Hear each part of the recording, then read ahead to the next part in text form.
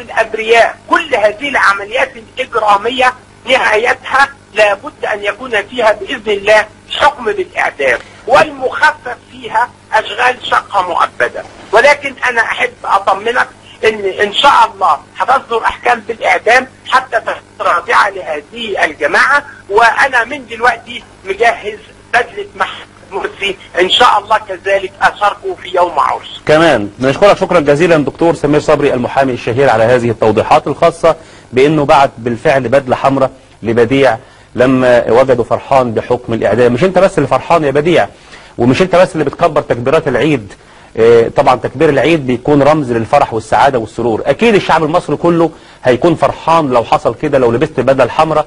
واكيد مش بس هيكبروا تكبيرات العيد، ده احتمال كمان نخبز الكعك ويمكن نبعت لك النقطه لحد عندك، فجهزوا صندوق كبير تلموا فيه النقطه، والشعب المصري جاهز يخبز الكعك ويفرقوا في يوم العيد يوم ما تلبس البدله الحمراء ان شاء الله. فاصل.